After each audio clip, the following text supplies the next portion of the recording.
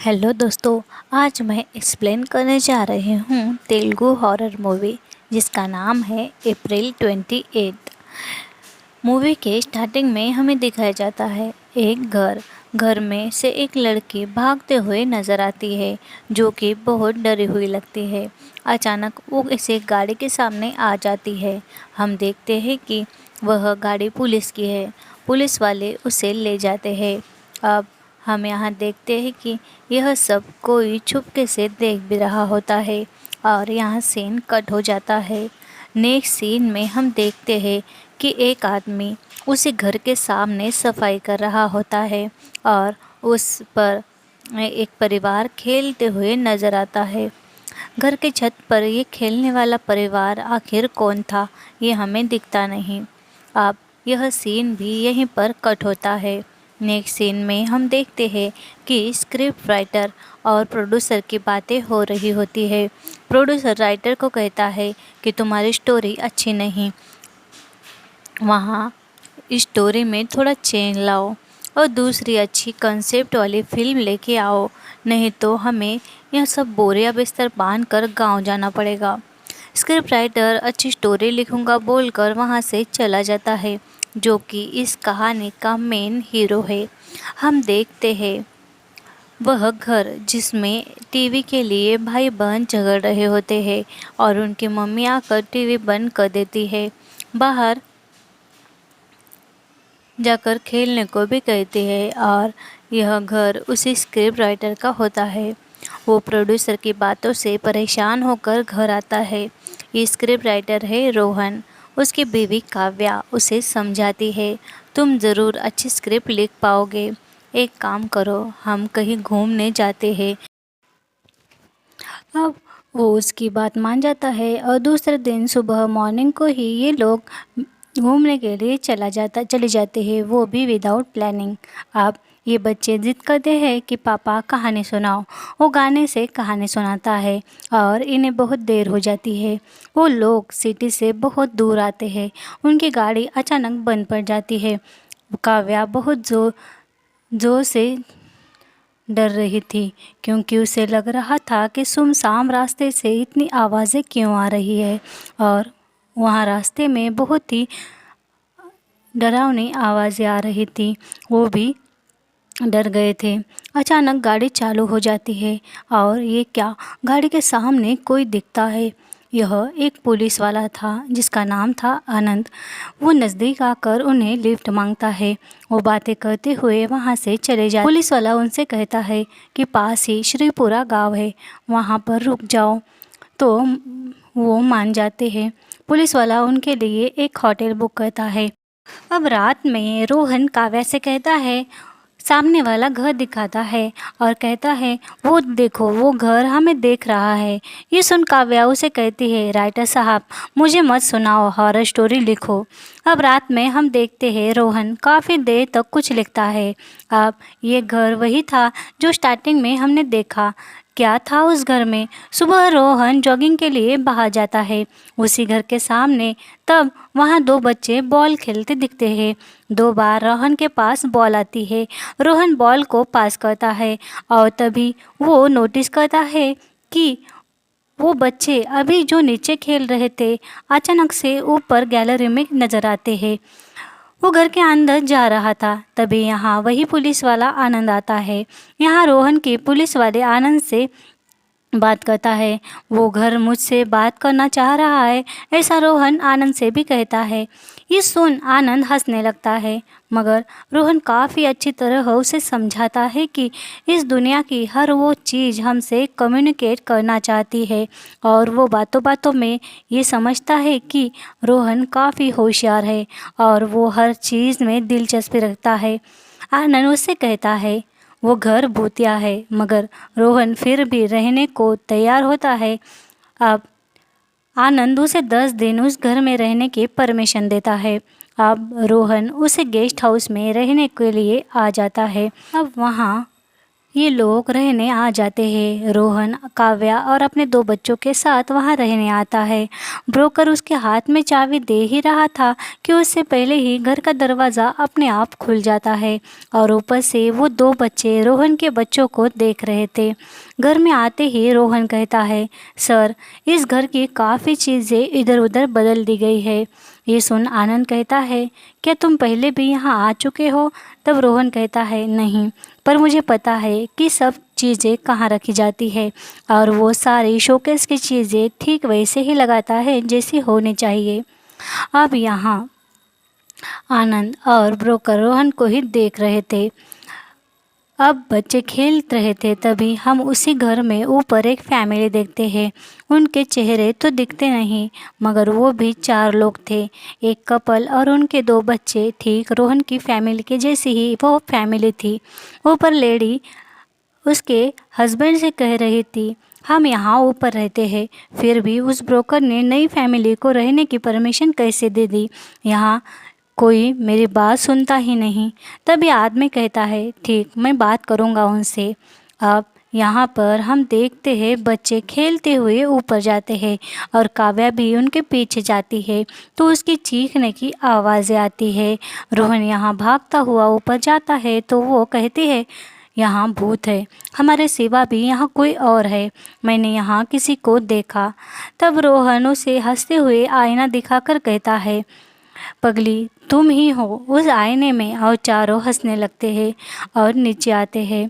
अब बच्चे रोहन से कहते हैं, पापा, शायद ऊपर भी कोई फैमिली है, हम बाहर खेलने जाते हैं। अब रात में कोई नहीं होता, बस झूले हिल रहे थे, मानो कोई बच्चे ही खेल रहे हो। आखिर क्या था उस घर में, समझता ही नहीं। रात में देर तक रोहन अपनी स्टोरी लिख रहा था। सुबह जब वो उठता है तो अपने बच्चों को देखता है, वो स्विमिंग पूल में खेल रहे थे। और तभी काव्या उसकी लिखी स्क्रिप्ट पढ़कर कागज़ पानी में फेंक देती है। तभी वहाँ आनंद आता है और कुछ कागज़ जो फर्श पर पड़े थे वो जेब में डालता है और काव्या रोहन का मूड खराब हो जाता है। ये देख आनंद कहता है, शायद मैं रॉन्ग टाइम आ गया, चलो मैं जाता हूँ। आखिर क्या था उस कहानी में? काव्या ने क्यों कागज़ फाड़ दिए? काव्या कहती है, तुमने ये किस लैंग्वेज में कहानी लिखी थी? ये सुन रोहन वहाँ से गुस्से में चला जाता है। अब रात में ये पानी में गिरे कहानी के शब्द अपने आप एक डायरी में छप जाते हैं और दूसरे दिन एक डायरेक्टर आकर उसी ऑफिस में जहाँ रोहन काम करता है वो कहता है, ये स्टोरी बहुत अच्छी है, किसने लिखी? तब रोहन का बॉस कहता है, मेरे स्क्रिप्ट राइटर रोहन ने लिखी, वो बहुत पैशनेट है, अभी कहानी लिखने कहीं गया होगा, कॉल नहीं लग रहा उसका। आप मुझे 1 हफ्ता दो, मैं उससे बात करूँगा और मूवी की शूटिंग चालू करते हैं। अब यहाँ घर में बच्चों को भी वो बच्चे दिख रहे थे जिससे बच्चे डर जाते हैं, मगर काव्या रोहन से कुछ बात नहीं करते। स्टार्टिंग में इस घर से जो लड़की भाग रही थी वो अब एक मेंटल हॉस्पिटल में हमें दिखती है। आनंद ही इस केस की जांच कर रहा था। आखिर उस दिन क्या हुआ था उस घर में, वो लड़की वैसे क्यों भागी, ये सब एक सस्पेंस ही है। अब रात में रोहन की काव्या से बहुत बेरुखी से बातें करता है और ये बात काव्या को अच्छी नहीं लगती। अब हम देखते हैं उस घर में इन चारों के अलावा और 4 लोग हैं। क्या वो आत्मा है? आखिर कौन है वो लोग? वो लड़की डर कर घर से भागी और पागल हो गई, क्या देखा था उसने? अब यही सवाल लेकर कहानी आगे बढ़ती है। रात का टाइम है। रोहन कुछ लिखते बैठा था मगर उसे कुछ खास लिखने नहीं आता। वो कागज़ फाड़ कर फेंक रहा था। तभी ऊपर वाले कमरे से काफ़ी आवाज़ें आ रही थी। गुस्से में रोहन ऊपर जाने लगता है मगर यहाँ काव्या आकर उसे मना करती है और कहती है, सुबह बात करो। अब सुबह जब रोहन उठता है तो वो अपने बच्चों को देखता है और काव्या से कहता है, मेरे लिए कॉफ़ी लाओ। ये अंदर जाते हैं और तीनों भी चीखते हुए बाहर आते हैं।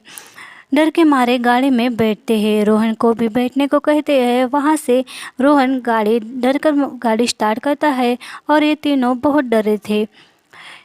रोहन गाड़ी चलाते हुए कहता है, क्या हुआ, क्यों डरे हो तीनों? रोहन से वो तीनों बात ही नहीं करते। अब यहाँ आनंद का कॉल आता है कि मैं काव्या के साथ तुम्हारे घर पर हूँ। काव्या ने बहुत अच्छी कॉफ़ी बनाई है। ये सुन रोहन गाड़ी में इधर उधर देखता है तो गाड़ी में कोई नहीं था। वो अकेला ही था और घर से काफ़ी दूर आ चुका था। यानी वो तीन, यानी काव्या और जो बच्चे थे उसके गाड़ी में, वो सच में नहीं थे, वो वही आत्माएं थी। अब रोहन घर वापस आता है और काव्या से कहता है बच्चे कहाँ हैं। तब यहाँ वो चार लोग यानी आत्माएं जो बिल्कुल इनकी तरह थी, ये देख आनंद भी डर जाता है। काव्या, रोहन, बच्चे सब डरते हैं मगर आत्माएं इन्हें कुछ नहीं करती। शायद वो इनसे कुछ कहना चाह रही थी। रोहन आनंद से कहता है इस घर में चार आत्माएं हैं और हमारे तरह क्यों दिख रही थी। तब आनंद कहता है 1 साल पहले इस घर में 4 लोगों का खून हुआ या सुसाइड कर ली ये पता नहीं, मगर ये केस की जांच अभी तक चालू है। मैंने वो केस फाइल क्लोज नहीं की। तुमने घर में रहने की दिलचस्पी दिखाई तो मुझे लगा ये केस सॉल्व होगा और इसीलिए मैंने तुम्हें वहाँ रहने की परमिशन दी, मगर मैं हमेशा तुम पर नज़र रखे हुआ था। वो चारों तुम्हारे रूप में कैसे ये मैं नहीं जानता और मैंने समझा भी नहीं। 1 साल पहले आखिर क्या हुआ था उस घर में। इस घर से भागती एक लड़की मिली मगर वो अभी मेंटल हॉस्पिटल में है। रोहन उस लड़की को जाकर देखता है। रात में उन्हें आत्मा का वेट करता बैठता है मगर आज वो नहीं आती। दूसरी रात भी वो वही वेट करता है। अब वो घड़ी में देखता है 28 अप्रैल चालू हो गई थी और यहाँ उस मेल की आत्मा रोहन की तरह दिख रही थी। कागज़ पर वो बहुत कुछ लिखती है और अब ये सब रोहन देख बाद में पढ़ता है, गूगल पर सर्च करता है कुछ और दूसरी और हम देखते हैं वो डायरेक्टर स्टोरी का क्लाइमैक्स जानने के लिए बहुत बेकरार था। वो इसी गेस्ट हाउस की ओर आ रहा था। अब 28 अप्रैल की सुबह शुरू हो गई थी। सुबह सुबह रोहन आनंद को कॉल करता है, कहता है उस लड़की को यहाँ ले आओ, वही सब कुछ बताएगी। ठीक 1 साल पहले यानी पिछले 28 अप्रैल को यहाँ बहुत कुछ हुआ था जिसकी एकलौती गवाह वो लड़की है। आनंद अब उस लड़की को लेकर गेस्ट हाउस आता है। ये लोग उसे पूछते हैं। तब हम देखते हैं इसी गेस्ट हाउस में एक फैमिली यानी वो 4 लोग और ये लड़की रहने आए थे। ये लड़की उनकी नौकरानी थी मगर ये चारों उसे फैमिली का हिस्सा ही समझते थे। दरअसल ये बहुत हैप्पी फैमिली थी मगर एक दिन इन पर नज़र पड़ी उसी डायरेक्टर की जो अभी इधर आ रहा है स्टोरी के लिए। तब यहाँ ये समझता है इसी डायरेक्टर ने इनके फैमिली को बर्बाद कर दिया। पहले तो उसने इस औरत पर बुरी नज़र रखी और वो उसे टॉर्चर करने लगा जिससे कि इनकी फैमिली डिस्टर्ब हो गई। एक दिन तो उसने उसके पीछा पूरे परिवार के खाने में जहर मिलाया और अब उस लेडी के साथ ज़बरदस्ती भी की और उसे भी मार दिया। ये नौकरानी बेचारी बच गई, इसीलिए वो घर से बाहर भाग रही थी। यहाँ पुलिस वाले भी कंफ्यूज थे कि आखिर इस फैमिली ने सुसाइड की या उनका खून हुआ। अब यहाँ आ जाता है वही डायरेक्टर। तब ये सब लोग बात करते हैं, ये उसे मुजरिम समझ रहे थे मगर यहाँ तो और एक सस्पेंस था। अब यहाँ पता चलता है ये जो डायरेक्टर यहाँ आ रहा था उसका एक जुड़वा भाई था जो हमेशा से इसका भेष बदल जुर्म करता था और सज़ा बेचारे इस डायरेक्टर को होती थी। डायरेक्टर कहता है मैंने वो स्टोरी पढ़ी और मुझे लगा कि इस बात में कुछ तो दम है, इसलिए मैं यहाँ आया और मेरे साथ मेरा भाई भी आया। अब ये लोग उसे कुछ नहीं कहते, बस डायरेक्टर के भाई को उस घर की फैमिली के साथ आत्माओं के हाथों दे देते हैं और ये आत्माएं उस डायरेक्टर के भाई को बहुत बेरहमी से मार देती है और सब लोग बाहर से पहुंच जाते हैं। जाते हुए रोहन देखता है तो वो चारों मुक्त हो गए थे, यानी इनके हाथों ही उन्हें मुक्ति मिल गई थी।